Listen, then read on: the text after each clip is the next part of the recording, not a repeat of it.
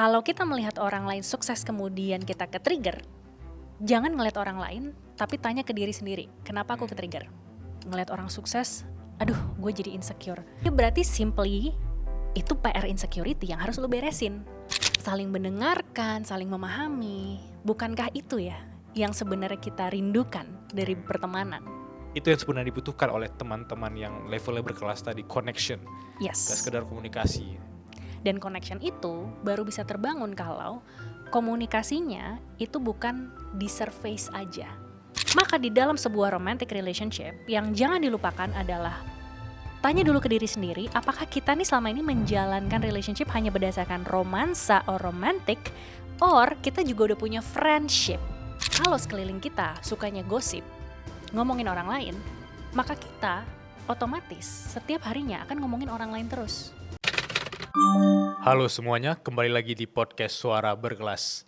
Hari ini aku senang sekali karena mengundang lagi teman aku yang ketika Suara Berkelas dibangun 2 tahun lalu, ini orang datang dan dapat 100.000 viewers pertama dari orang di depan kita sekarang. Ada Coach Anas. Hai Bilal, nice to meet you again dan teman-teman Suara Berkelas. Aku happy sekali karena biasanya orang yang aku ajak kembali ke sini berarti itu orang berkelas. Wih, keren.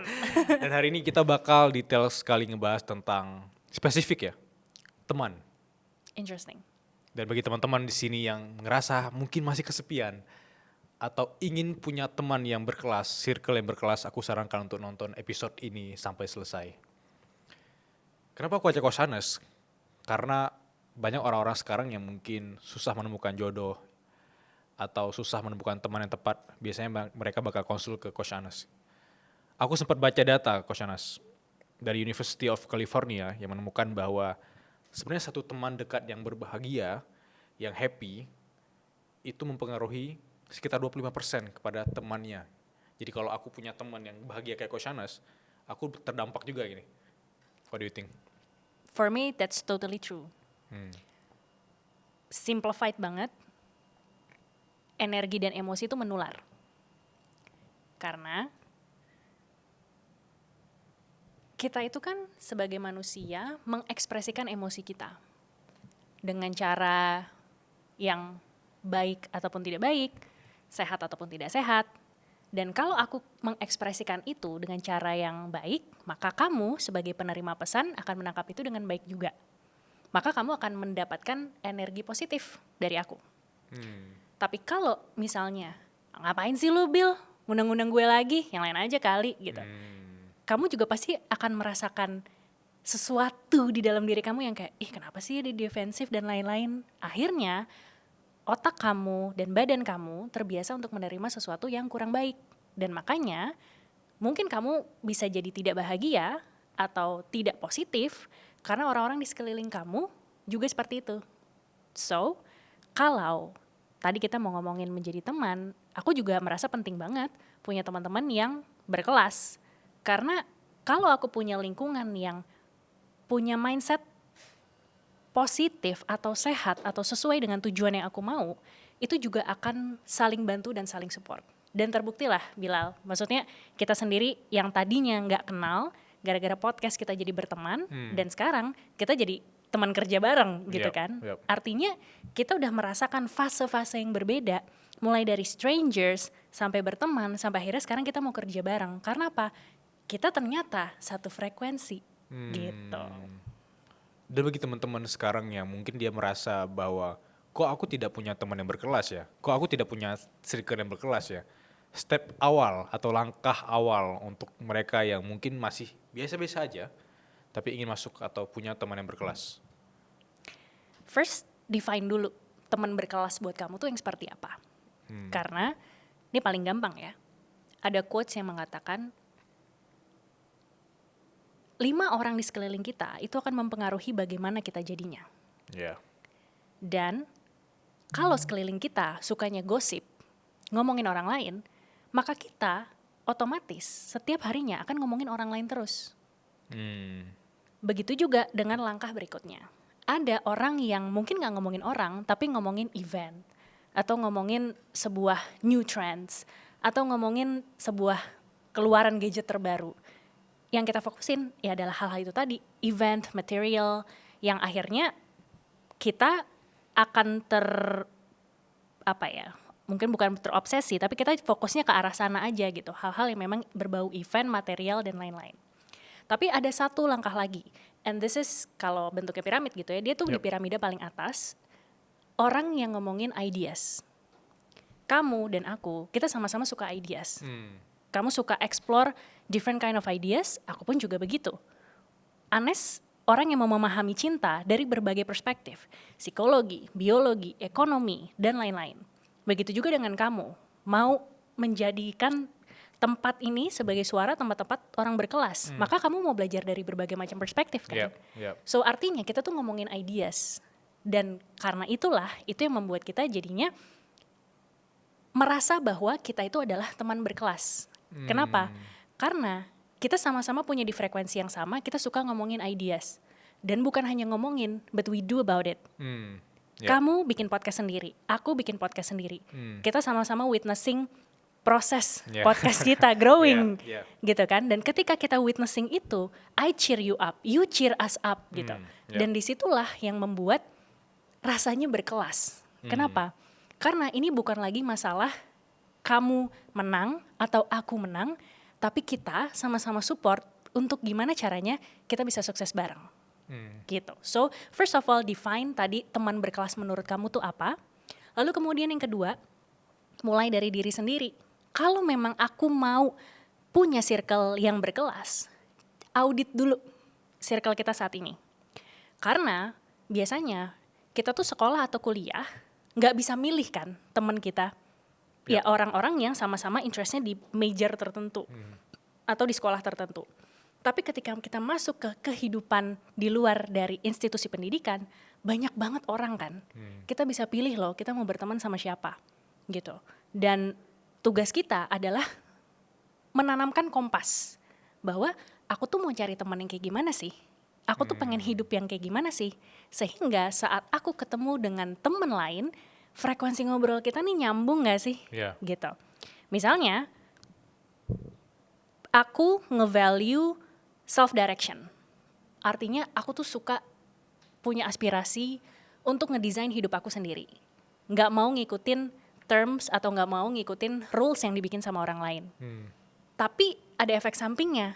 Ketika aku mau ngelakuin sesuatu sendirian, orang bisa jadi gak ngerti. Nah, aku perlu mencari orang-orang yang punya mindset yang serupa dan action yang serupa. Sehingga apa? Orang ini bisa nge-value apa yang aku kerjakan karena dia juga orang yang memiliki desire yang sama. Inilah yang akhirnya mengeratkan kita, motivasi kita tuh sama, arah hidup kita sama, sehingga akhirnya kita bisa bergerak maju ke jalan yang sejalan. Maka kelama-kelamaan kita akan meninggalkan circle lama kita atau teman-teman lama kita, dan kita akan menemukan teman-teman baru. Setidaknya mulai dari 2 hal itu dulu. Aku sangat setuju karena aku pernah mengalami 2 hal itu ya. tapi fase yang ketika meninggalkan tadi sangat berat Kusanas. Pasti. Sangat berat, dan aku juga kemarin sempat ngerasa bahwa aku bakal kesepian ya kalau nanti endingnya aku akan ninggalin circle A, walaupun aku tidak nyaman dengan circle A tersebut gitu. Emang itu prosesnya, ketidaknyamanan itu, atau memang ada kerangka berpikir lain yang bikin kita tuh bisa ninggalkan fase-fase yang memang kita nggak nyaman di lingkungan itu gitu. Gue pengen tanya balik, Bill. Kalau lo sendiri ngerasanya sekarang udah berhasil belum ninggalin circle lama itu dan menemukan circle baru? Berhasil. Udah berhasil? Oke. Awalnya rasanya berat, tapi sekarang rasanya gimana? Kayak nggak ada apa-apa gitu, emang kayak I did it. Tapi are you more happy with your circle right now? Aku rasa aku lebih ngerasa dapat energi positifnya gitu. Dan apakah kamu sekarang merasa sendirian? Tidak. Oke. Kalau kita ngomongin dari sisi proses, apa yang baru terjadi sama cerita Bilal, dalam rangka untuk kita melepaskan sesuatu, kita akan mengalami perubahan. Perubahan ini bisa jadi rasanya tidak nyaman, tapi bukan berarti dia negatif. Oke, menarik. Karena kita udah terbiasa punya teman-teman yang itu. Kita udah terbiasa, anggapan ini, kita pakai backpack gitu kan. Kita pakai backpack terus bertahun-tahun. ketika kita melepaskan backpack itu, maka apa yang terjadi? Aneh dong rasanya. Perasaan biasanya gue bawa berat berapa kilo, terus tiba-tiba dia hilang gitu aja. Tapi apakah aneh itu berarti jelek? Belum tentu kan? Nah, ketika misalnya kita udah selesai melepaskan backpack itu, kita baru merasa, oh so this is the natural feeling in my body gitu kan. Baru ngerasa kayak, oh ini toh rasanya hidup tanpa backpack. Dan akhirnya mungkin aku bisa memilih gue mau pakai tas apa gitu. Nah sama halnya dengan pertemanan, sama halnya dengan circle. Grew up, kita pasti berada di circle-circle yang terdekat dengan kita. Tapi apakah yang dekat itu pilihan kita atau bukan? So kalau misalnya ternyata bukan, maka we need to make a choice. And the hard choice, dan setiap choice itu pasti ada konsekuensinya kan. Kalau kita memilih untuk mencari circle baru, memang konsekuensinya adalah kita akan merasakan waktu kesendirian. Karena kita lagi proses mencari jati diri kita sendiri dan circle mana nih yang emang kita pengenin. Baru abis itu ketika kita udah melewati masa-masa sendiri itu, kita benar-benar tahu apa yang kita pengenin, kemana arah hidup kita, apa yang kita motivasikan di dalam hidup ini. Akhirnya lama-kelamaan kita ketemu tuh sama orang dan satu persatu kita bisa lihat, gue kayaknya bisa berteman sama dia masih align gak sama hidup gue ke masa mendatang, atau dia mirip aja lagi kayak circle gue kemarin masih ngomongin orang gitu kan. Eventually kita yang bisa menilai apakah orang ini sejalan gak dengan masa depan yang mau kita bangun, dan kalau iya di-keep satu dan lama-kelamaan kita bisa bikin circle kita sendiri, dan itu yang disebut sebagai detaching gitu ya, melepaskan identitas lama kita. Salah satunya adalah identitas sosial, untuk kemudian kita membangun identitas yang baru. Pasti berat, kenapa? Karena kita gak nyaman, kita tidak terbiasa, dan otak kita terbiasa dengan, suka dengan kebiasaan. Sehingga ketika ada sesuatu yang di luar dari kebiasaan, dia bingung dan mungkin merasa takut. Padahal takut itu bukan berarti jelek, bukan berarti konsekuensinya negatif, enggak. Konsekuensinya positif, tapi kuat nggak kita untuk mengelola rasa takut tersebut, mengelola rasa kesendirian tersebut. Karena dengan kita bisa berdamai dalam kesendirian itu, akhirnya kita bisa nge-value lebih pertemanan yang mungkin meskipun bukan circle besar, tapi satu meaningful dan memang sesuai dengan hidup yang kita mau ke depannya. Gimana obrolan kami tadi? Seru ya? Bagi kamu yang mau nonton offline podcast Suara Berkelas, kita ada special event khusus untuk teman-teman berkelas yang serius mau join. Penasaran? Bisa klik link di deskripsi. Sampai jumpa. Tadi aku sempat dengar kata-kata value di sana, dan aku sempat ngobrol sama beberapa teman-temanku, termasuk sama suami Koshanas ya. Kita sering ngobrolin tentang motivational value gitu. Apa itu motivational value bagi teman-teman Suara Berkelas yang belum paham ini? Dan bagaimana itu berdampak bagi cara kita menentukan siapa teman kita, siapa circle kita. Oke. Aku kasih analogi dulu ya, Bilal. Kamu suka minum minuman apa? Kopi, teh? Air putih. Air putih, oke. Let's say kamu minum air putih dan aku minum air putih.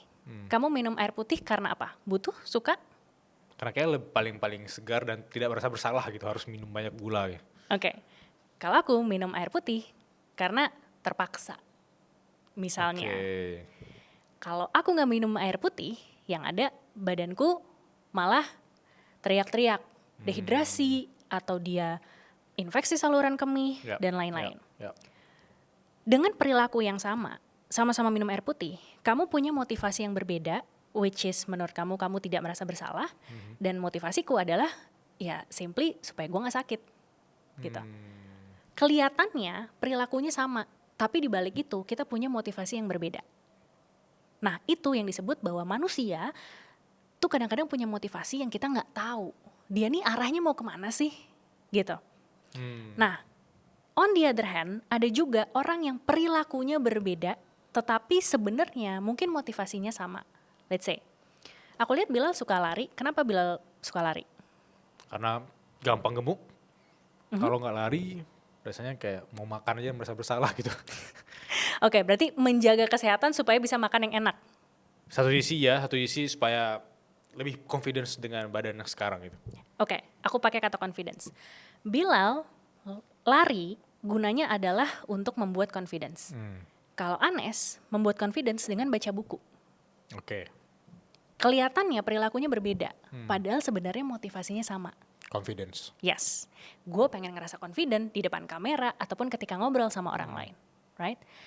Nah, dari dua contoh analogi atau contoh kasus ini, itu menunjukkan bahwa perilaku dan motivasi itu bisa aja berbeda dan orang salah menginterpretasikannya.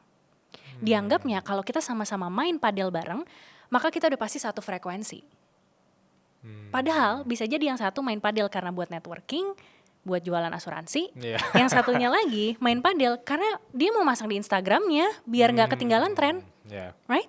Yeah. Tapi di luar dari padel, kalau mereka jalan bareng, obrolannya bisa jadi nyambung nggak? Belum tentu. Oh, oke. Menarik. Karena mereka bisa jadi cocok di satu hal, which is padel untuk apapun tadi kebutuhan sosialnya dia, tapi sebenarnya mungkin kebutuhan sosial itu hanya memenuhi 20% dari kebutuhan hidupnya. Dia mungkin punya kebutuhan-kebutuhan lain seperti terkoneksi secara emosional. Dan mungkin di padel itu tidak terpenuhi. Jadi kalaupun mereka nongkrong bareng, belum tentu mereka bisa jadi teman. Gitu.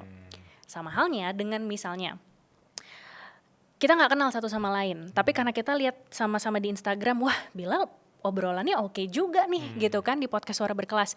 Kamu lihat profil aku juga, kamu lihat oh IG Reels-nya kontennya boleh juga nih. Kita sama-sama ngelihat apa? Value yang ada di dalam diri. Kita mau sama-sama mau membagikan pengalaman kita, idea kita, ilmu kita. Kita punya motivasi yang sama, gitu kan? Sehingga mau kamu lebih jago berpodcast, mau gue lebih jago bikin konten, ataupun kamu lebih jago bikin konten, it doesn't matter. Tapi yang penting apa? Kita mau sama-sama untuk berkarya, gitu.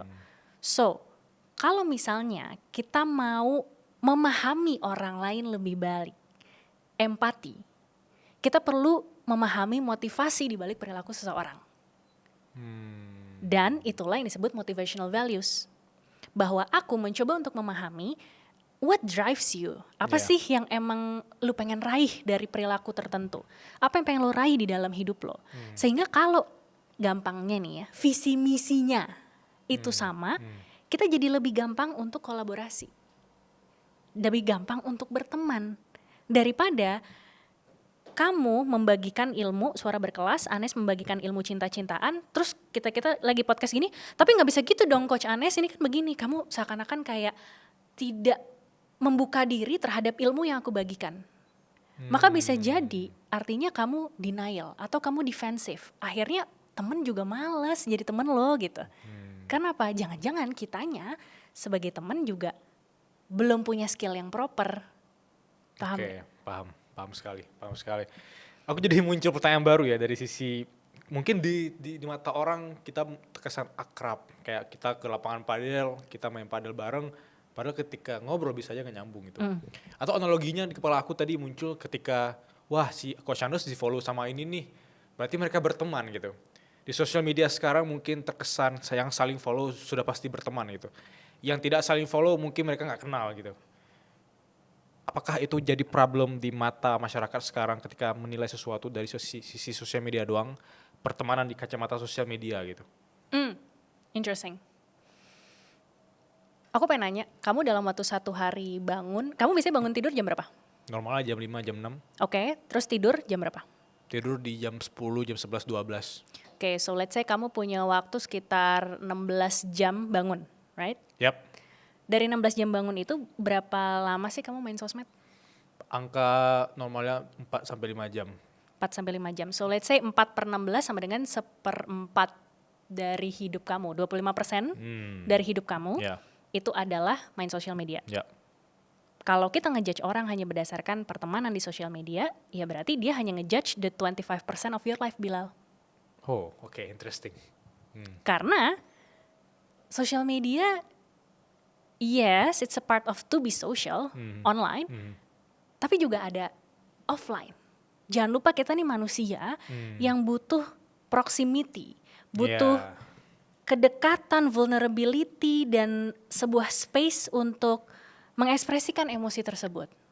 And I don't think social media do its justice gitu kan. Yeah. Jadi akhirnya yang biasanya kita selain main sosial media, let's say gampang kita pakai sebuah messenger tertentu, ya kan, untuk yang berkomunikasi lebih erat dengan orang-orang yang lebih dekat.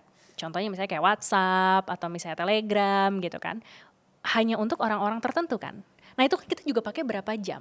So eventually kalau kita ngejudge orang just because of what we see on the social media, it's maybe part of their life, tapi belum tentu semuanya. Maka kalau kita mau melihat seseorang, kita bisa anggaplah, ambil rata-rata dari contoh Bilal tadi, maka ketika kita melihat sosial media seseorang, itu 25% dari dirinya dia. Yeah. But what's beyond that? Nah, teman itu adalah orang yang sama-sama mau berbagi and being curious and giving the space untuk kita akhirnya bisa bertanya, Bil, lu sebenarnya selain social media tuh lu ngapain aja sih? Gitu kan. Gue pengen tahu kehidupan lo. Yeah. And at the same time kamu juga nanya, apa sih Coach Anes misalnya yang lo lagi struggle di dalam hidup lo? Yeah. And those are the questions yang deeper gitu. Dan ketika kita bisa menanyakan hal-hal yang lebih deeper, ketika kita bisa saling mendengarkan, saling memahami, bukankah itu ya yang sebenarnya kita rindukan dari pertemanan? Wow, itu bagus banget. Kayak aku langsung menemukan mungkin satu gambaran simple dari apa yang dijelasin Coach Anes. Aku mencatat bahwa itu seperti communication versus connection. Kayak mungkin kita berkomunikasi terus setiap hari gitu ya. Setiap hari by WA, by Instagram gitu. Belum tentu dapat connectionnya gitu. Yes. Kita belum tentu sharing vulnerability kita. Aku belum tentu sharing gimana problem aku dengan keluarga aku, dengan teman-teman aku. Tapi kita koneksi terus nih. Yeah. Kita bahas kerjaan dan lain-lain. Tapi mungkin aku bertemu dengan Coach Anes atau Bang Yasir seminggu sekali, sebulan 2 kali. Kita bahas sisi connectionnya gitu. Sisi kita sebagai manusia biasa. Sisi problemnya aku ngebangun suara berkelas. Sisi problemnya aku dengan si A, dengan si B. Ini lebih kuat. Yeah. Itu yang sebenarnya dibutuhkan oleh teman-teman yang levelnya berkelas tadi. Connection. Yes. Gak sekedar komunikasi. Dan connection itu baru bisa terbangun kalau komunikasinya itu bukan di surface aja. Oke. Hard conversation. Yes, and vulnerability, right? Kamu ngerasa gak sih kita baru bisa klik benar-benar berteman itu ketika aku dan Yasir jujur terhadap cerita-cerita kita and the struggles that we don't share in the social media, right? Yeah. See, you're laughing, right? Yeah. And at the same time sama ketika kamu cerita tentang vulnerability kamu and your struggle, we don't judge you right away. Yeah. We want to understand your perspektif. Kita mau tahu posisi kamu di mana. Dan sebagai seorang teman, kita juga ngasih tahu bahwa emang yang lo pengenin apa, konsekuensinya apa, heartnya apa. Sebagai mungkin yang usianya lebih tua sedikit, kita bisa berbagi wisdom gitu kan. So then akhirnya kamu baru ngerasain koneksi itu. And those kind of conversation yang orang kadang-kadang lupa gitu. Bahwa bukan cuma sekedar nanya, mohon maaf kamu udah makan apa belum. Yes, itu penting, it's caring, right? Tapi kalau individunya sudah dewasa, maka pada dasarnya kita tuh gak butuh untuk menentukan koneksi seseorang hanya berdasarkan kuantitas. Tapi ketika kualitasnya itu dalam, mau kita ketemu sebulan sekali, mau kita ketemu setahun sekali, Bilal will be the Bilal that we know on his vulnerability side. Anes and Yasir will be us yang memang kamu tahu gitu. So eventually orang-orang yang mampu berkoneksi adalah orang-orang yang tahu dan kenal dirinya dia dulu. Kemudian dia bisa mengekspresikan itu. Dia bisa cerita, dia bisa ngasih tahu struggle-nya. Tapi bukan cuma ngomong doang, dia juga memberikan space dan waktu untuk orang lain cerita. And that's called empathy, right? Empathy, yep. Kita ketika mendengarkan itu mencoba memahami gitu. Dan anjir gue tahu lagi Bil rasanya kayak gitu, berat banget lagi gitu kan. So in that sense gitu, kita akhirnya berkoneksi on vulnerability. Nah, baru ketika kita sama-sama saling mendengarkan, saling memahami, bukan cuma cerita doang, right? Di momen itulah baru kemudian kita berdinamika dan kita baru bisa manage relationship lebih baik. Ujung-ujungnya kembali lagi ke teorinya emotional intelligence.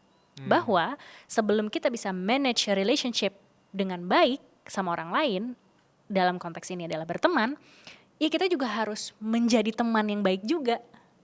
Kita harus menjadi teman yang curious juga, teman yang mau understanding what's the struggle that you've been through. Bukan cuma sekedar gue mau ngebuang sampah gue ke lo, nggak gitu. But can I make the space and time gitu untuk kamu bisa mengekspresikan dirimu sehingga aku pun tahu kamu gimana, dan gak semua hal perlu aku ceritain ke kamu, but you know some side of my story yang memang relevan dengan dirimu gitu. Ada kata-kata empati di sana tadi. Aku ngerasa bahwa tidak semua orang bakal tertarik ketika mendengar cerita kita, problem kita juga gitu ya. Tapi ini jadi suatu hal yang sering aku temukan, di mana kenapa ya banyak pertemanan yang ketika teman kita gagal, kita muncul empati ya gitu. Tapi ketika ada teman-teman kita yang mungkin sukses atau sama-sama anak daerah tiba-tiba berangkat ke Jakarta terkesan sudah berkembang dan lain-lain, justru mereka merasa tersaingi gitu. Padahal dia nggak ngapa-ngapain gitu. Kenapa itu terjadi dan apakah itu problem dari sisi pertemanan sekarang ketika kita berangkat dari start yang sama, teman kita sudah agak maju, kita merasa tersaingi, kita merasa gagal gitu. Oke. Kalau kita melihat orang lain sukses kemudian kita ke-trigger, jangan ngeliat orang lain, tapi tanya ke diri sendiri, kenapa aku ke-trigger? Bahwa kalau misalnya tadi ngeliat orang sukses, aduh gue jadi insecure. Iya berarti simply itu PR insecurity yang harus lo beresin. So your trigger itu adalah hal yang sebenarnya yang lu perlu beresin gitu. Tapi kadang kita tuh lupa untuk ngaca. Kita fokusnya sama orang luar. Bahwa kalau orang luar begini, ya dia kan privilege, ya dia kan punya waktu, orang tuanya begini, orang tuanya begitu. Akan selalu ada hal-hal yang kayak gitu. Karena apa? This kind of person itu cuma ngelihat dari sisi luarnya aja. Tapi pernah nggak dia memahami the struggle that this person been through, right? Dan insecurity atau akhirnya kita mungkin tidak happy terhadap kesuksesan orang lain, jangan-jangan bukan hanya men-trigger insecurity, tetapi men-trigger kesadaran diri bahwa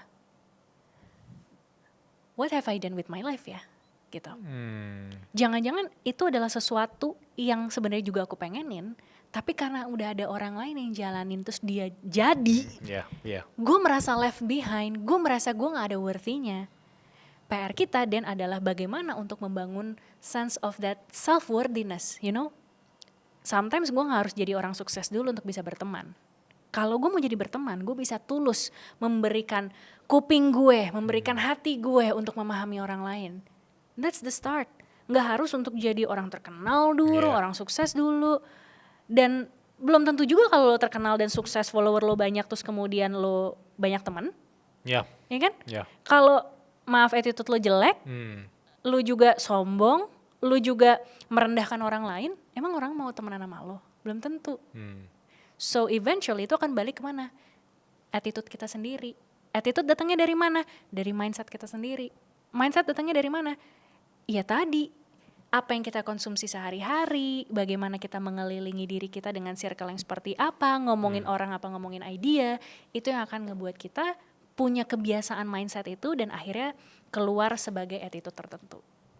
Tapi coach, dari pengalaman Bila pribadi ya, Bila mengakui bahwa punya gengsi, punya rasa malu untuk mau berteman dengan si A. Terkesan kayak punya ego yang besar sekali gitu. Nah bagi teman-teman yang mungkin punya pengalaman kayak Bila, dia di fase sendiri ingin berteman dengan si A, dengan si B, dengan si C, harus seperti apa? Dengan topeng malunya itu, dengan topeng gengsinya itu gitu. Menarik karena aku rasa ini bukan cuma kamu doang yang rasain ya Bilal. Tapi semua orang di area urban yang cenderung lebih individualistis, kita bingung, takut, malu untuk approach someone new. Padahal mungkin sebenarnya kita udah ngeliat nih, kita udah ngelirik, dia value-nya bagus nih, kayak sejalan sama gue pengen berteman deh sama dia. Tapi kita gak berani untuk approach, atau kita gak berani untuk DM, atau kita gak berani untuk kenalan, karena mungkin kita lagi mikir, sebenarnya sama gak sih, kita satu frekuensi gak sih? Bener gak sih kita tuh orang yang punya value yang sama? Apakah jangan-jangan itu cuma yang ditampilin di sosial medianya doang, atau itu sebenarnya the value yang emang dijalanin di hidupnya dia? So, aku rasa online udah cukup banyak toolsnya, tapi kita belum benar-benar tahu gimana memaksimalkan tools untuk berkenalan sama orang lain. Jadi aku mau ngajakin teman-teman sebenarnya untuk men-challenge diri sendiri, ketemu sama orang offline, tapi ketemunya tuh justru dengan orang-orang yang kita udah tahu bahwa konteksnya kita tuh udah satu frekuensi, kita udah punya pandangan yang sama, kita punya value yang sama, idea sama, ngomongin sesuatu hal yang sama. Misalnya, kalau memang kita suka dengan orang-orang yang intelektual, mungkin kita bisa join book club. Atau kalau misalnya kita pengen orang yang berteman sama orang-orang yang lifestyle banget, ya kita harus sering-sering nongkrong di coffee shop gitu kan, mungkin lihat teman-teman yang regular customer di sana gimana, or datang ke sebuah event yang emang tempat di mana tahu nih temanya tuh kita mau ngomongin apa sih, apakah berbisnis, apakah ngomongin cinta-cintaan gitu. Jadi kita harus tahu dulu tuh eventnya apa dan kita datang ke situ. Itu sesimpel kayak aku mau kenalan sama fans MU gitu ya. Ya aku harus suka MU juga kan, atau pura-pura suka MU gitu ya. Dan aku juga yakin teman-teman yang nonton Suara Berkelas, atau sesimpel kita kan mau bikin teman berkelas nih 15 November 2025 di LTX SCBD ya. Orang yang mau beli ini aja dengan harga 200 ribuan, itu pasti punya intensi ingin berteman dengan orang berkelas lainnya kan. Yes. Aku rasa semua orang juga pasti rela mengeluarkan atau sacrifice, berbayar apapun intinya, untuk punya intensinya selaras sama tadi pengen punya teman, pengen punya pasangan. Betul. Itu yang menurut aku tuh emang sudah niat dari awal gitu. Tapi kalau misalnya kayak aku tadi malu atau gengsi, jaga ego, ya udah dah apa sendiri gitu, atau ya udahlah ntar nyesal kemudian nggak mau approach si A si B. Itu karena malah nyesal gitu. Serunya event kita itu kan emang kita proposing some idea untuk berteman kan. Sedangkan kalau misalnya nih kita datang ke event-event lain, seminar, belum tentu orang di sana mau berteman. Iya juga ya, maksudnya kita emang dari awal emang menjual kata teman. Iya, karena we are also lonely gitu. Lo gak usah pura-pura banyak teman gitu kan. We're lonely in this age, right? Di social media ini. Makanya kita pengen memperbanyak teman-teman kita sendiri kan. Makanya kita mau cari orang-orang yang satu frekuensi. Mulai dari mana? Ya yang kita bisa sebagai seorang kreator adalah make that space kan gitu loh. Untuk berkumpul. And hopefully dengan perkumpulan itu we can start something new gitu. Entah itu pertemanan baru, entah itu mungkin jadi hobi baru atau jadi I don't know, circle baru gitu yang kita bisa membuka opportunity ataupun possibility baru gitu. Sometimes kita nggak harus punya objektif atau goal dulu, gue berteman sama lo buat apa. Tapi sesimpel just get to know the person yang emang satu frekuensi. Katanya kan pada mau dapat teman dan pasangan yang satu frekuensi kan. Ya harus nyamain dulu dong frekuensinya gitu. Dan event ini yang kita buat ini kan memang mencoba untuk mengakomodir bukan hanya satu frekuensi dari sisi idenya, tapi juga tempat untuk berteman. Ya hopefully orang-orang yang datang, teman-teman di sini juga terbuka gitu untuk akhirnya berteman dengan gender lain, usia lain, latar belakang lain gitu. Tapi kita punya satu tujuan, kita sama-sama mau jadi teman berkelas. So nggak semua event sih aku rasa juga memberikan space itu untuk kita bisa berteman. Jadi let's explore gitu. This is something new dan hopefully it can spark something new. That's what I excited.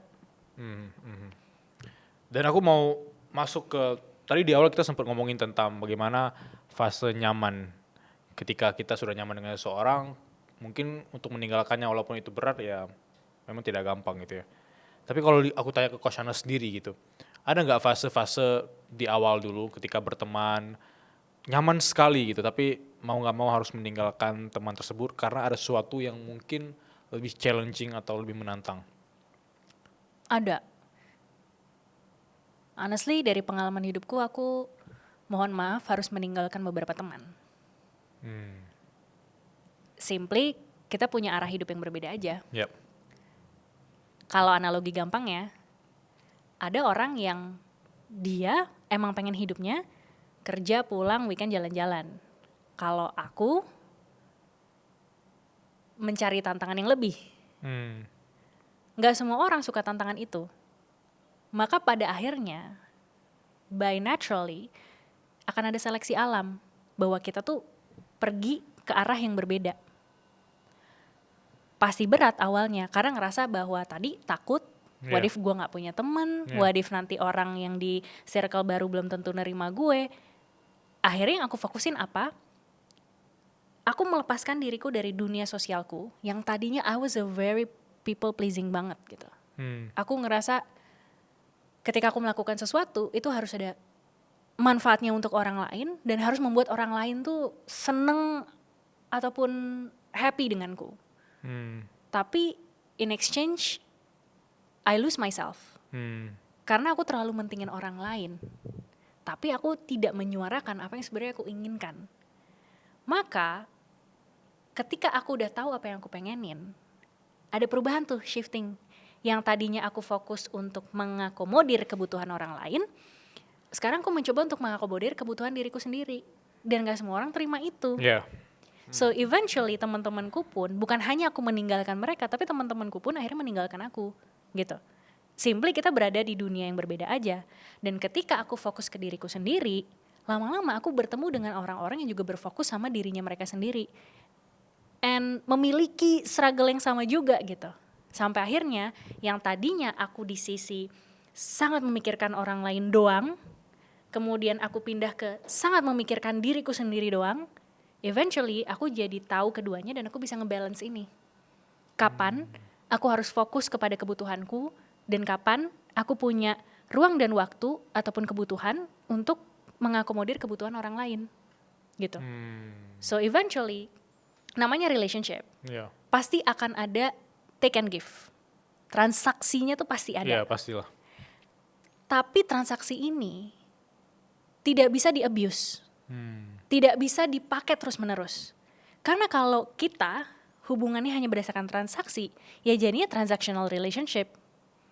Tapi kalau kita mau a loving relationship, gue harus show love, gue harus give love, and I also have to give love to myself juga. Biar lo percaya bahwa gue adalah orang yang loving gitu. Jadi pada akhirnya, kalau kita pada proses detachment dari circle sebelumnya, itu merasa, wah gila ya, gue sendirian, gue gak tahu gue harus gimana. Maybe sometimes it's just a phase. Jangan lupa bahwa tujuannya adalah kita mau punya teman atau circle yang baru. Dan makanya, just work on yourself towards that. Aku rasa lama-kelamaan pintunya akan terbuka kok. Kesempatannya akan terbuka selama kita ngelakuin itu dengan benar intensinya, sesuai dengan motivasi yang tadi kita pengenin. Dan saat kita melakukan action-action itu, memang berasa di orang lain ya tadi tulus gitu. Bukan cuma sekedar transaksional. Iya, iya. Aku sangat setuju ketika kita ngomongin bahwa pertemanan itu harusnya ada effortnya, ada intensinya. Kayak tadi kita harus ke suara berkelas atau ke teman berkelas gitu ya. Tapi kan problemnya kita sekarang justru kayak kita bahas di awal tadi tentang mungkin kita dulu berteman karena satu SMA, satu sekolah gitu ya, satu kampus gitu. Jadi terkesan lack of intention kan. Gimana caranya kita punya intensi yang jelas ketika dimana dunia sekarang kayak tadi Coach Shanes bilang ada kata-kata transaksinya. Mungkin aku ingin berteman dengan Coach Shanes kan belum kenal Bilal gitu. Mungkin belum pernah ketemu dengan Bilal atau belum pernah tahu tentang Bilal. Wah ini orang pasti mau minjem duit nih. Oh ini orang pasti ada kepentingan untuk ajak gua ke event dia atau apapun itu. Gimana caranya kita menghindari itu atau gimana caranya kita punya mindset yang oke, sebenarnya dia ada intensi yang bagus untuk mau berkenalan dengan kita gitu. Interesting. Kalau aku bisa berbagi tips dari pengalamanku mengcoaching orang. Kita kadang terlalu fokus sama masa depan, tapi kita lupa merefleksikan apa yang terjadi di masa lalu. Oke. Kalau kita mau tahu intensi seseorang ataupun motivasi seseorang, salah satunya adalah kita harus merefleksikan dulu ke diri kita sendiri. Kita berangkat dari mana, kita udah sejauh mana, sekarang tuh kita berada di titik mana. Baru kemudian kita sendiri juga harus tahu, saya mau ke titik mana dan oleh karenanya saya mau lewat jalur mana atau pakai kendaraan apa ke sana. Di momen itu, ketika kita benar-benar tahu kita berada di titik mana dan kita mau kemana, akan lebih mudah untuk mengkomunikasikan ke orang lain. And then see their response. Apakah memang orang lain tersebut memiliki intensi atau motivasi yang sama, tujuannya ini sama atau enggak? nggak harus sama persis kok titiknya. Yang penting kadang-kadang selaras aja cukup. Ataupun prosesnya tuh sama gak sih? Jangan-jangan mungkin kita punya goal yang berbeda tapi prosesnya sebenarnya sama gitu. So eventually kalau kita mau berteman sama orang lain, bagaimana kita bisa tahu apakah kita tuh satu value atau enggak? First of all, pahami dulu udah seberapa reflektifnya dia dalam memproses perjalanan masa lalunya dia. Karena berangkat dari situ dia tahu titiknya dia sekarang. Dan dari titik itu kemudian kita tanyain lagi, oke, dan lu mau move kemana dan proses seperti apa yang mau lu jalanin.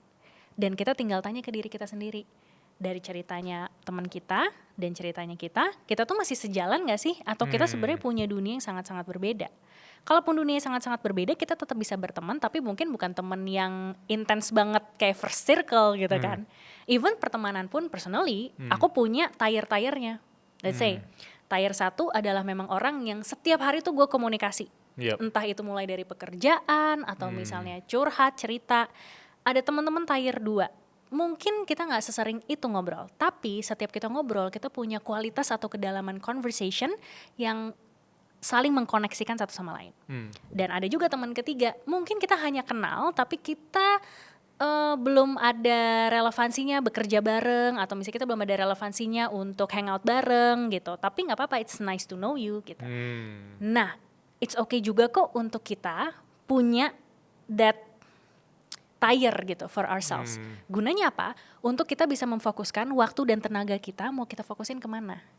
So kalau kita udah tahu teman-teman yang satu frekuensi, teman-teman yang selaras tujuannya, teman-teman yang mau berproses bareng-bareng, ya itu dong yang di put more effort and time, baru teman-teman yang lainnya gitu. Supaya kita nggak kehilangan diri kita sendiri just because we give time and attention only for other people, tapi kita lupa buat diri kita sendiri apa yang kita pengenin. Ada tier 1, tier 2, tier 3, dan aku rasa juga menarik karena orang mungkin menyatukan satu tier gitu. Misalnya, apakah semua rekan kerja aku sebenarnya teman aku? Belum tentu kan? Yes. Apakah semua keluarga besar aku itu bakal jadi teman yang baik untuk aku? Belum tentu juga. Jadi menurut aku keputusan kayak tier 1, 2, 3 tadi itu tidak banyak orang sadari dan orang masih menganggap bahwa semua orang bakal jadi temannya. Dan aku sempat nge-quote juga di podcast-podcast sebelumnya kalau semua orang adalah teman kita, lama-lama kita akan jadi musuh untuk diri kita sendiri kan. Dan menurut aku pertanyaan simple ya sebelum kita masuk ke Q&A. Bagaimana cara kita membedakan mana teman dan mana yang hanya sekedar rekan kerja doang di dunia kerja gitu. Karena questioners juga sering nge-coach untuk teman-teman yang masuk ke dunia karir. Pertanyaan sulit. Kenapa sulit? Pertanyaan mendadak juga. Kenapa sulit? Karena kita nggak akan bisa tahu hanya dengan sekali 2 kali ketemu ngelihat apa yang dia lakukan kepada kita. Kita baru akan tahu apakah dia masuk tier 1, 2, 3 setelah kita tuh memahami dalemannya atau jeroannya gitu. Ketika kita udah ngobrol, ketika kita udah vulnerable, nih orang nih mindsetnya masih nyalahin orang lain nggak? Nih orang masih ngegosipin orang lain nggak? Kalau memang kita maunya, let's say gue mau nih dari dulu tuh Bill, aku tuh lulus kuliah, gue tuh pengen banget punya temen yang kalau circle-nya tuh ngobrolin ideas gitu. Tapi nggak semua teman-teman aku bisa ngelakuin itu gitu. Akhirnya apa yang terjadi seiring dengan waktu, ya aku kan terus exploring those ideas dan friendship atau orang-orang yang ngomongin soal ideas. Lama-lama akhirnya teman-teman yang mungkin udah nggak ke arah sana, yang masih ngomongin orang lain atau yang ngomonginnya cuma event doang, ya akhirnya udah nggak satu frekuensi lagi gitu. Dan lama-kelamaan aku memantaskan diri untuk bisa berteman sama teman-teman yang tadi ngomonginnya ideas. So it takes time, it takes effort. Tapi kalau memang tadi seperti yang kamu bilang, kita nggak mau kehilangan diri kita sendiri, kita juga harus invest ke diri sendiri. Sesimpel waktu dan tenaga, waktu dan attention. Itu yang kita suka take things for granted gitu. Seakan-akan tuh waktu akan terus ada, but one day, let's say when my father's gone, gue baru realize kayak, wah gila ya, how grateful I am bahwa papaku tuh ngajarin even gue bisa berteman sama bokap gue bisa bercanda sama dia gitu. And that kind of friendship itu dia juga pakai ke teman-temanku. Jadi teman-temanku tuh ketika papaku nggak ada itu kayak ya ampun om kan baik banget dan lain-lain gitu. So even mungkin nggak kenal deket tapi there's a connection there. Dan itu baru akan terbangun ketika apa tadi emang kita tulus, kita tahu maunya, maksudnya kita tahu lah relevansi kita satu sama lain apa, kita mengusahakan itu dengan meluangkan waktu dan attention sehingga kita akhirnya bisa memantaskan diri dan circle kita pun juga ke-shape dengan sendirinya menjadi apa yang kita inginkan. Ketika tadi ngomongin ayah, aku ngelihat dari mata aku ke mata Koshanes, seorang anak yang bangga dengan cara ayahnya berteman dengan orang lain. I know, I'm emotional right Yeah, now gitu yeah, kan. yeah. Karena bokap gue tuh dulu kayak, kalau bahasa anak sekarang sih people pleasing banget ya. Tapi emang it's something yang dia suka, dia social banget. Jadi FYI gara-gara dia tuh, maksudnya my mom and dad tuh sangat social banget gitu kan. Sangat mendahulukan orang lain. Tapi saat itu aku gak tahu batasannya. Kapan gue harus stop for myself. Nah kalau bokap nyokap gue tuh energinya extrovert banget tuh. Kayak pokoknya ketika ketemu orang lain tuh dia happy dan segala macam gitu.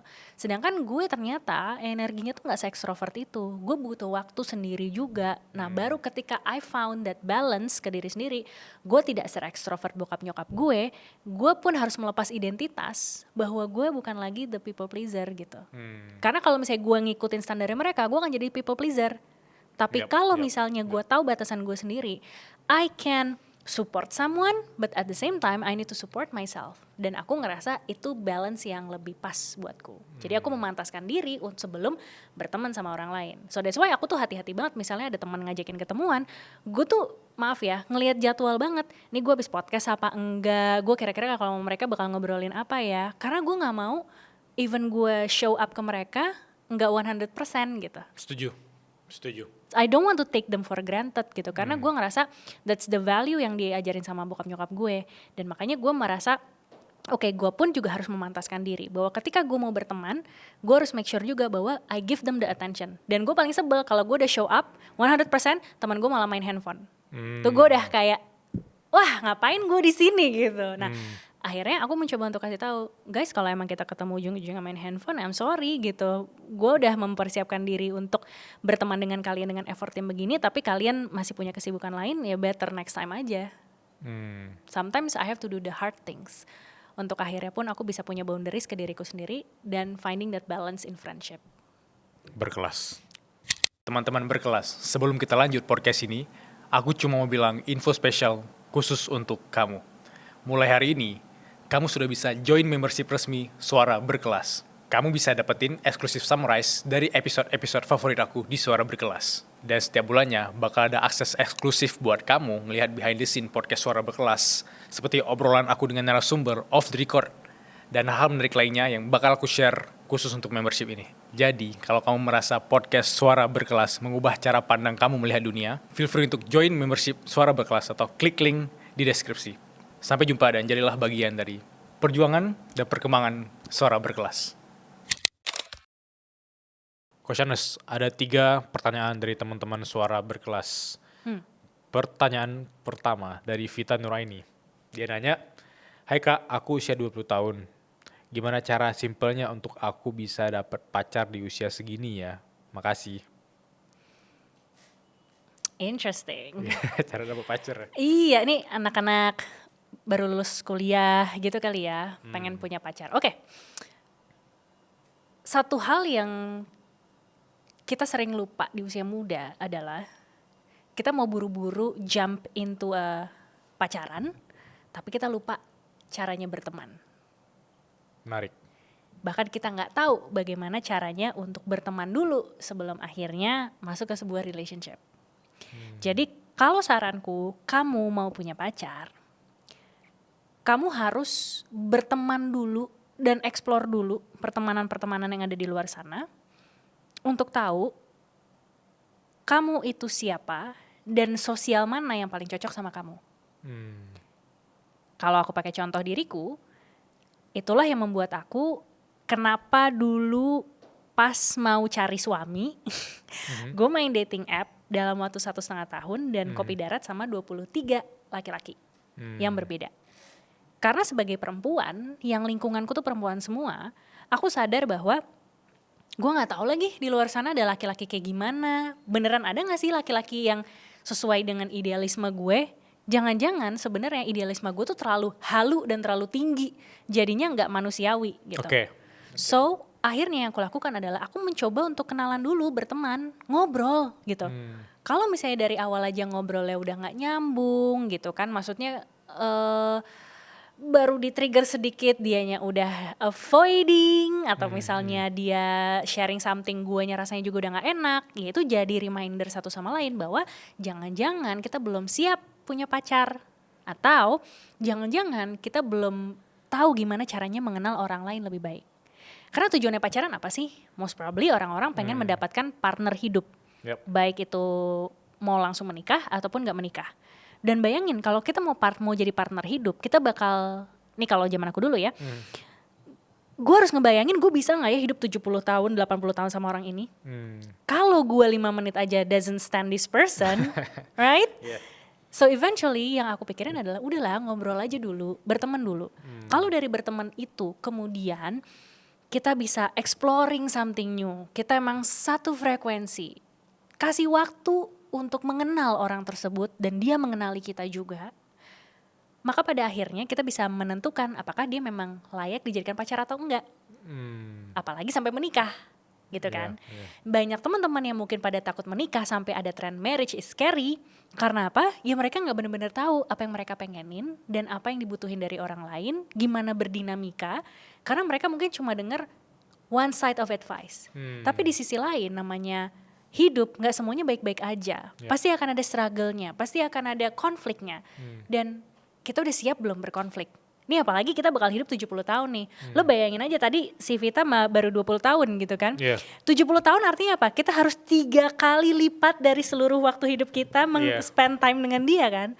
So kalau kita aja gak bisa ngebayangin itu, then gimana? Jadi kalau menurut aku sih, nggak perlu cari orang yang udah siap, tapi setidaknya gini, mau sama-sama berproses nggak? Mengarah ke tujuan yang sama nggak? Mau berproses untuk berkembang bareng nggak? Gitu. Kalau misalnya memang iya, then it's good for you. Tapi kalau misalnya dia belum mau berkembang, atau misalnya dia udah happy dengan kondisinya dia sekarang, dan dia memang mau settle, tapi kamunya nggak mau settle, ya bisa jadi kalian beda motivasi tuh. Sehingga ketika beda motivasi itu, jangan-jangan itu yang bisa jadi potensi konflik ke depannya. So, the soonest kita ngobrol dan berkonflik sama orang lain, kita mengenal sisi vulnerability-nya mereka gitu kan, itu yang akan membuat kita eventually bisa menentukan apakah gue mau dan siap gak pacaran sama orang ini. Apakah dari seluruh pilihan yang ada, dia yang terbaik atau enggak. Dan gak harus nunggu sampai lo ketemu 100 orang, gue 22 orang aja udah capek banget gitu kan. Alhamdulillah gue udah ketemu di 23 gitu. Banyak orang juga ya, tapi misalnya aduh gue satu aja udah capek. Ya mohon maaf, simple menurutku kita belum punya pembanding gitu, ngerti gak sih? Bener. Pembandingnya tuh bukan cuma orang lain doang ya, tapi kita gak punya pembanding untuk bersama dengan orang ini, gue tuh menjadi orang yang kayak gimana sih? Jadi balikin lagi ke refleksi diri. So perbanyak teman, banyak ngobrol sama orang dengan latar belakang yang berbeda, sehingga mungkin dari situ gitu kan kamu akan menemukan orang yang paling cocok atau sefrekuensi yang kamu pengenin itu tadi. Baru abis itu kamu masuk ke pacaran gitu. Karena kita harus melihat versi diri kita ketika dengan orang tersebut gitu. Apakah kita makin level up atau malah semakin down? Oke, kita ke pertanyaan kedua. Pertanyaan kedua dari Aiko mungkin namanya ya. Halo Kak, aku sudah pacaran dengan pasanganku lebih dari 6 tahun. Tapi sekarang rasanya sudah mulai stuck. Boleh kasih gambaran simple gak sih? Kenapa kira-kira fase ini ada di aku sekarang? Interesting.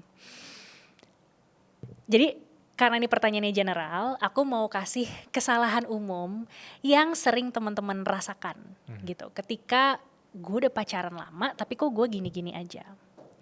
Di dalam sebuah hubungan itu ada 2 aspek besar yang sebenarnya perlu diseimbangkan agar relationship itu berjalan dengan lancar dan sehat. Poin yang pertama yang bikin orang mau pacaran adalah the romantic side of a person, which is dikasih bunga, bikin hati berbunga-bunga, terus kemudian pakai love language apalagi, dipijitin atau misalnya di physical touch, right? So those love language, bahasa kasih itu adalah yang membuat kita tuh sparking inside. Itu yang menggali romansa di dalam diri kita. Tapi jangan lupa bahwa hidup kan tidak selamanya enak-enak aja, pleasurable aja, tapi ada mundane life atau ada hal-hal lain yang memang perlu kita manage dalam keseharian. And that takes friendship. Nah, maka di dalam sebuah romantic relationship yang jangan dilupakan adalah tanya dulu ke diri sendiri, apakah kita nih selama ini menjalankan relationship hanya berdasarkan romansa or romantic, or kita juga udah punya friendship di dalam hubungan kita sendiri. Nah, hubungan yang baik dan sehat dan terus level up itu dimulai dengan pertemanan yang sehat antara kita dan pasangan. Jadi pasangan itu bukan hanya menjadi partner romansa atau partner dalam menikmati kehidupan, tapi juga bisa menjadi teman yang bisa saling menemani dalam the lowest point in life. Jadi kalau dari pengalamanku sendiri gitu ya, kalau kita ngomongin romantic dalam sebuah sisi romantic atau romansa dalam relationship, itu adalah misalnya Yasser itu love language-nya, aku pakai contoh diriku sendiri ya. Yasser love language-nya itu adalah act of service. Jadi sedangkan aku tuh punya tendensi untuk minta word of affirmation. Jadi aku sering bilang, sayang aku oke gak sih tadi performance-nya, atau sayang gimana aku tadi ngomongnya, bagus gak? Aku minta dipuji atau minta divalidasi.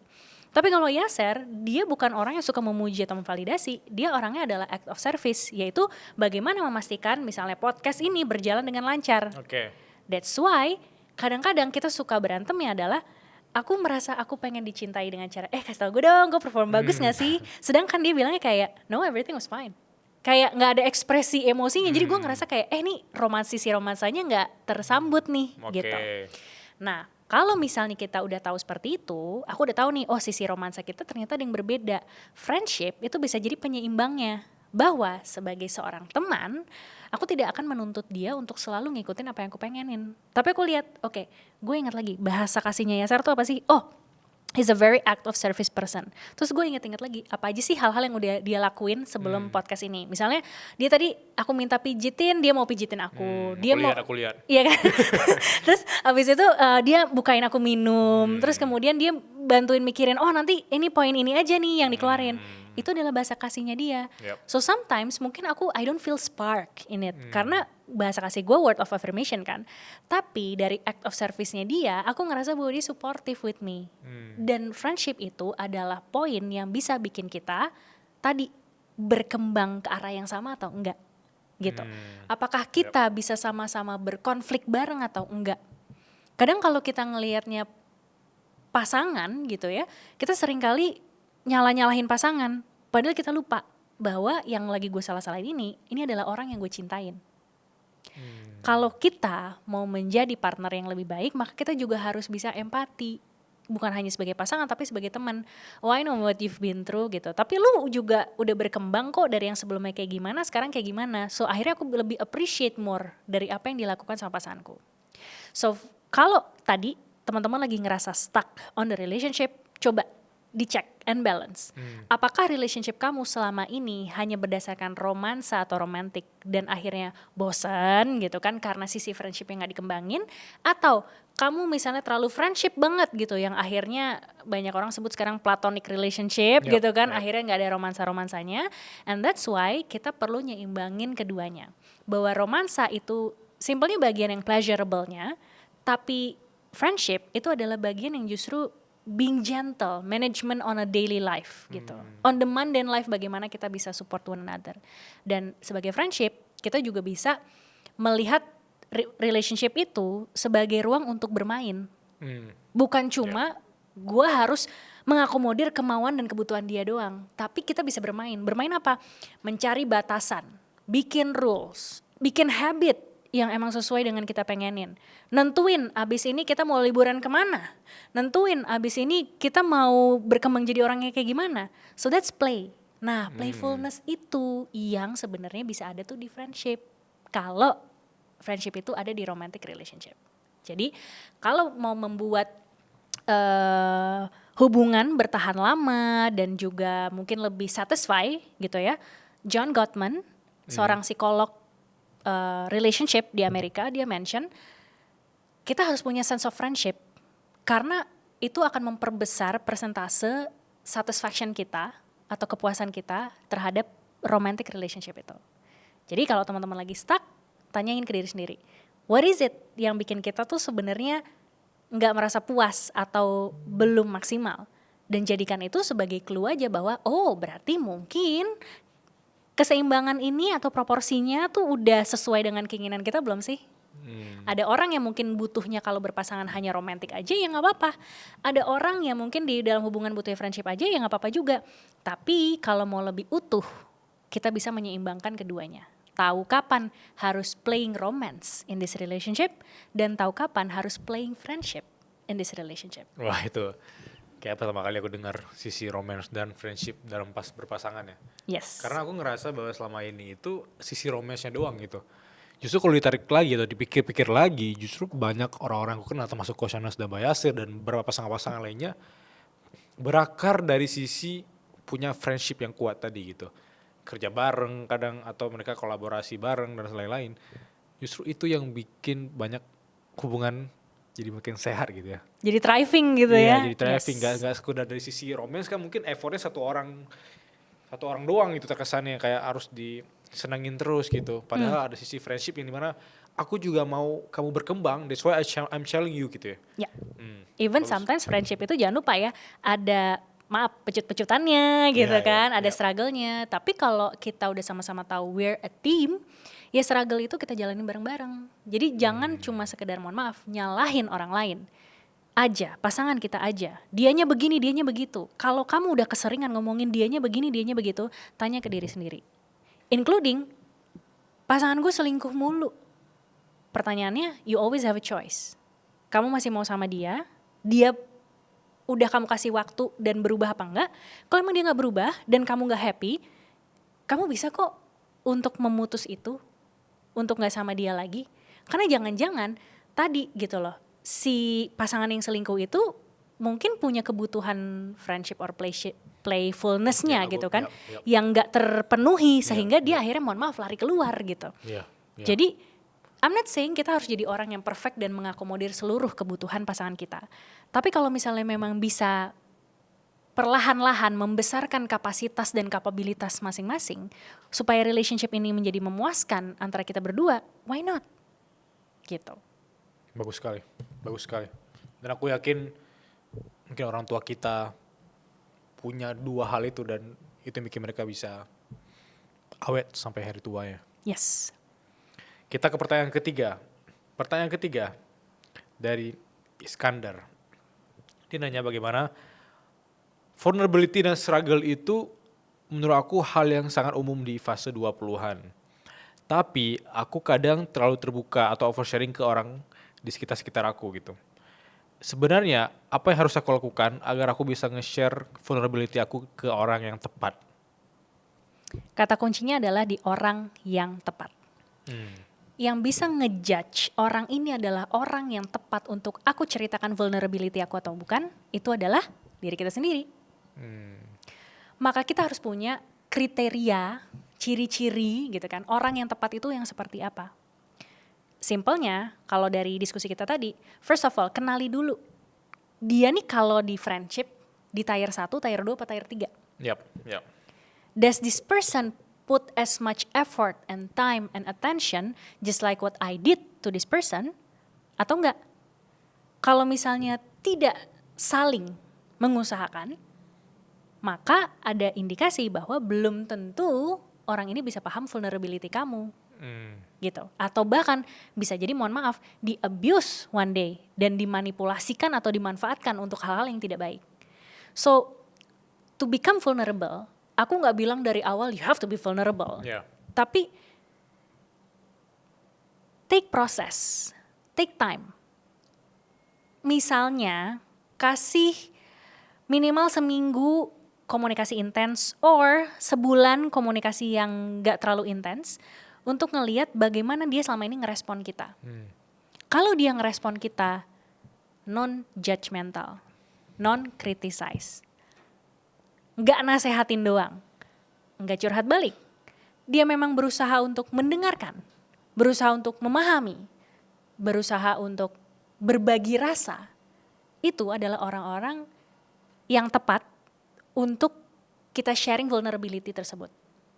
Karena kalau kita being vulnerable, ibarat kata kan kita ngasih tahu, luka gue di sini loh. Gitu. Dan kalau orang yang nggak ngerti how to handle luka, apa yang terjadi? Oh, ini luka lo, malah dipegang-pegang gitu kan? Gitu, malah dimanfaatin. Akhirnya apa?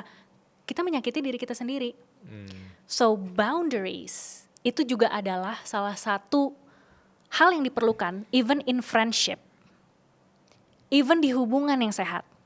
Kita harus punya boundaries. Apalagi sama orang baru yang kita mau vulnerable sama mereka. Cek dulu, nih orang punya kapasitas dan kapabilitasnya nggak untuk menghandle my vulnerability. Kalau nggak, pelan-pelan dicicil. Kita lihat responnya gimana, dia bisa merespon lebih baik nggak, ada perubahan nggak gitu. Kalau langsung dikasih di depan, tapi dianya juga nggak punya kapasitas dan kapabilitasnya, apa yang terjadi?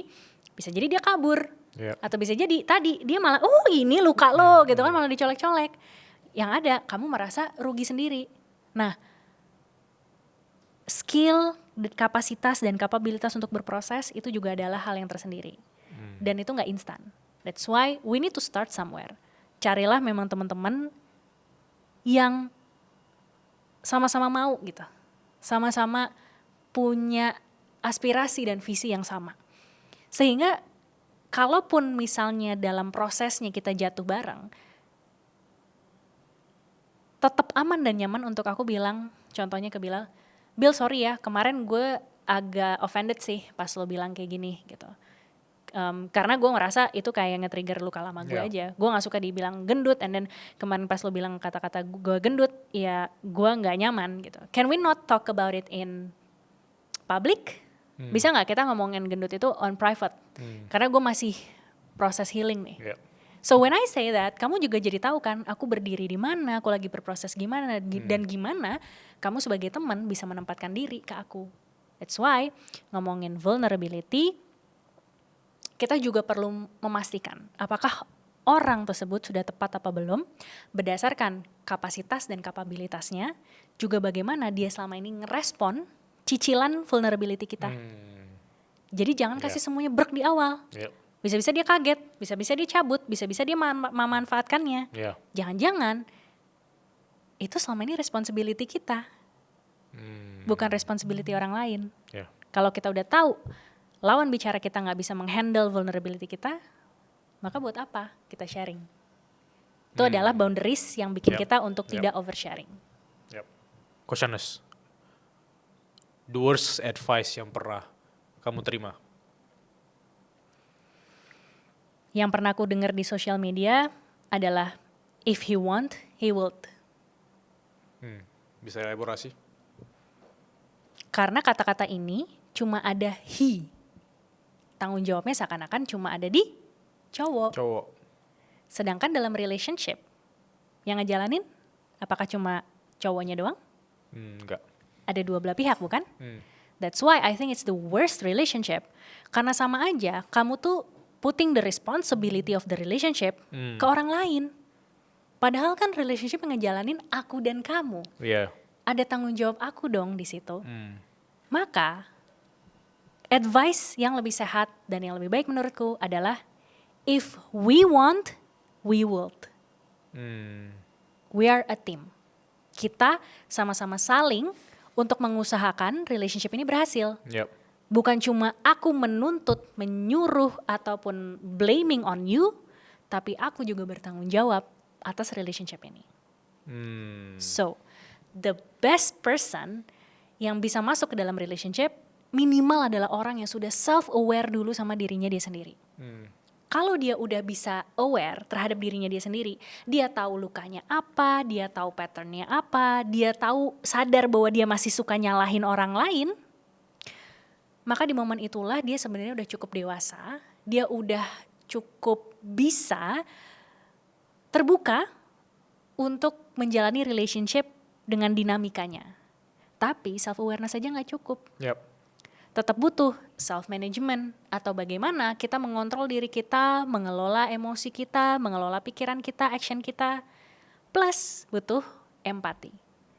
Kalau 3 pilar ini udah ada, self awareness, self management, dan social awareness atau empati, maka baru kita bisa masuk tahap keempat di kecerdasan emosional, which is relationship management. Akhirnya dalam memanage hubungan bukan hanya tanggung jawab satu orang atau he doang, tapi tanggung jawab dua belah pihak, aku dan kamu. Karena aku sebagai perempuan, katanya perempuan mau berdaya kan? Yeah. This is your time to shine. Kamu Yeah. bisa mensupport pasangan kamu dengan cara apapun yang memang compatible, cocok antara satu sama lain. So artinya kita nggak harus cari orang yang 100% sama kayak kita, tapi sometimes perbedaan antara kita berdua itu bisa jadi complementing each other, atau kita bisa saling mengisi satu sama lain. Dan itu yang akhirnya membuat kita apa? Naik dan lebih berkelas. Wow. Aku rasa ini obrolan 1 jam yang terlalu daging dan aku ingin ngobrol lebih lanjut sama Coach Shanes Let's go. nanti di 15 November 2025. See you. Sampai jumpa teman-teman semuanya. Sampai jumpa di teman berkelas. Sehat terus. Yay.